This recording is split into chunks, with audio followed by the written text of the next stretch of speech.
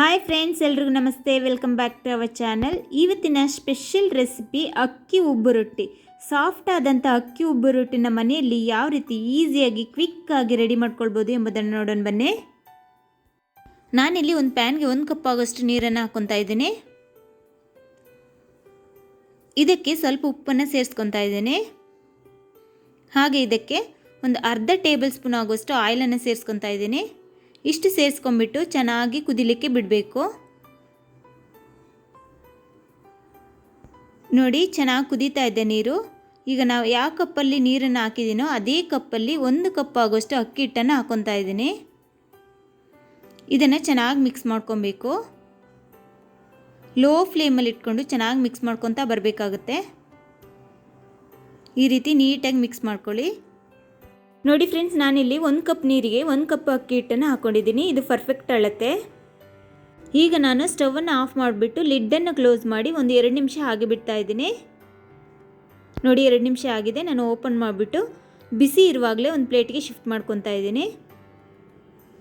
ಇಷ್ಟಾದಮೇಲೆ ಕೈಗೆ ನೀರನ್ನು ಹಚ್ಕೊತಾ ತಣ್ಣೀರನ್ನು ಕೈಗೆ ಹಚ್ಕೊಬೇಕು. ನಂತರ ಇದನ್ನು ನಾದಲಿಕ್ಕೆ ಸ್ಟಾರ್ಟ್ ಮಾಡಬೇಕು.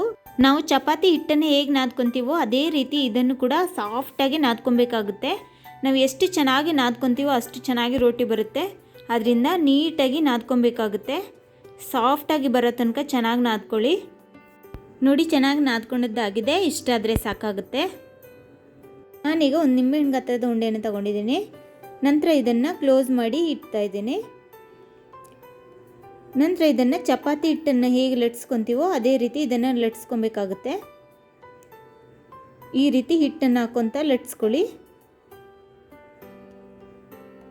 ಇದನ್ನು ತುಂಬ ಹೊತ್ತಿ ಲಟ್ಸ್ಬಾರ್ದು, ಹಗುರವಾಗಿ ಲಟ್ಸ್ಕೊಳ್ಳಿ.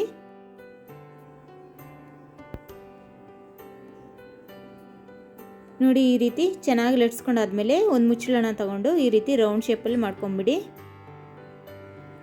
ನೆಕ್ಸ್ಟ್ ಇದನ್ನು ಕೂಡ ಚೆನ್ನಾಗಿ ಲಟ್ಸ್ಕೊಬೇಕು. ತೆಳುವಾಗಿ ಲಟ್ಸ್ಕೋಬೇಕಾಗುತ್ತೆ. ತುಂಬ ತೆಳು ಅಲ್ಲ, ಮೀಡಿಯಮ್ ಸೈಜ್ಗೆ ಲಟ್ಸ್ಕೊಳ್ಳಿ. ನಂತರ ನಾನು ತವ ಇಟ್ಕೊಂಡಿದ್ದೀನಿ. ಇದ್ರ ಮೇಲೆ ಹಾಕ್ಬಿಟ್ಟು ಬೇಯಿಸ್ಕೊತಾ ಇದ್ದೀನಿ. 2 ಕಡೆ ನೀಟಾಗಿ ಬೇಯಿಸ್ಕೊಬೇಕಾಗುತ್ತೆ. ನೋಡಿ, ಬಬಲ್ಸ್ ಬರೋ ತನಕ ಬೇಯಿಸ್ಕೊಬೇಕು.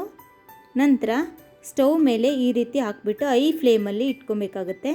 ನೋಡಿ, ಉಬ್ಬಿ ಬರ್ತಾ ಇದೆ ರೋಟಿ. ಎಷ್ಟು ಚೆನ್ನಾಗಿ ಉಬ್ಬಿ ಬರ್ತಾ ಇದೆ. ಈ ರೀತಿ ಲೋ ಫ್ಲೇಮಲ್ಲಿ ಇಟ್ಕೊಂಡು ನಂತರ ಹೈ ಫ್ಲೇಮ್ ಮಾಡ್ಕೊತಾ ರೋಟಿನ ಚೆನ್ನಾಗಿ ಬೇಯಿಸ್ಕೊಬೇಕಾಗುತ್ತೆ. ನೋಡಿ, ನಾನು ಮತ್ತೊಂದು ರೋಟಿನ ಮಾಡ್ಕೊತಾ ಇದ್ದೀನಿ. Same method. ನಿಂಬೆಹಣ್ಣು ಗಾತ್ರದ ಉಂಡೆಯನ್ನು ತಗೊಂಡು ನಾವು ಚಪಾತಿ ಲಟ್ಟಿಸ್ತೀವಲ್ಲ ಅದೇ ರೀತಿ ಲಟ್ಸ್ಕೊಬೇಕು. ಆದರೆ ಒತ್ತಿ ಲಟ್ಸ್ಬೇಡಿ, ಹಗುರವಾಗಿ ಲಟ್ಸ್ಕೊಳ್ಳಿ. ನಂತರ ಒಂದು ಮುಚ್ಚಳನ ತಗೊಂಡು ಈ ರೀತಿ ಕಟ್ ಮಾಡ್ಕೊಬೇಕಾಗುತ್ತೆ. ಆಗ ರೌಂಡ್ ಶೇಪಲ್ಲಿ ಸಿಗುತ್ತೆ ನಮಗೆ. ನಂತರ ಎಕ್ಸ್ಟ್ರಾ ಇರೋದೆಲ್ಲ ತೆಗೆದ್ಬಿಟ್ಟು ಮತ್ತೆ ಈ ರೋಟಿಯನ್ನು ಹಗುರವಾಗಿ ಲಟ್ಸ್ಕೊಳ್ಳಿ.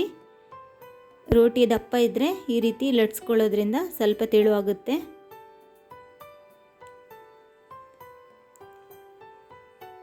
ನೋಡಿ, ನಾನು ಲಟ್ಸ್ಕೊಂಡಿದ್ದಾಗಿದೆ. ಈಗ ನಾನು ತವಾ ಮೇಲೆ ಹಾಕ್ಕೊಂಡು ಬೇಯಿಸ್ಕೊತಾ ಇದ್ದೀನಿ. ನೋಡಿ, ತವಾ ಇಟ್ಟಿದ್ದೀನಿ. ತವಾ ಮೇಲೆ ಹಾಕ್ಕೊಂಡು 2 ಸೈಡು ಲೋ ಫ್ಲೇಮಲ್ಲಿ ಇಟ್ಕೊಂಡು ಬೇಯಿಸ್ಕೊಬೇಕಾಗುತ್ತೆ. 2 ಸೈಡು ತಿರುಗಿಸಿ ಹಾಕ್ಕೊಂಡು ಲೋ ಫ್ಲೇಮಲ್ಲಿ ಬೇಯಿಸ್ಕೊಳ್ಳಿ. ಬೇಯಿಸ್ಕೊಬೇಕಾದ್ರೆ ಬಬಲ್ಸ್ ಬರುತ್ತೆ.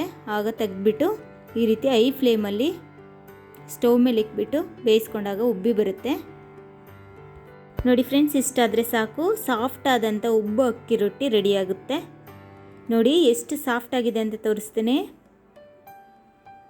ನೋಡಿ, ಎಷ್ಟು ಸಾಫ್ಟಾಗಿದೆ, ಅಷ್ಟು ಸಾಫ್ಟಾಗಿದೆ. ಹಾಗೆ ಅಷ್ಟೇ ಟೇಸ್ಟಾಗಿರುತ್ತೆ. ನೋಡಿ, ಒಳಗೆಲ್ಲ ಚೆನ್ನಾಗಿ ಬಂದಿದೆ.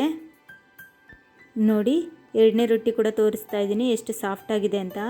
ನೋಡಿ, ಇಷ್ಟು ಸಾಫ್ಟಾಗಿದೆ ಅಕ್ಕಿ ರೊಟ್ಟಿ. ನೀವು ಕೂಡ ಮನೇಲಿ ಟ್ರೈ ಮಾಡಿ ಫ್ರೆಂಡ್ಸ್. ಅಷ್ಟು ಸಾಫ್ಟಾಗಿರುತ್ತೆ, ಅಷ್ಟೇ ಟೇಸ್ಟಾಗಿರುತ್ತೆ.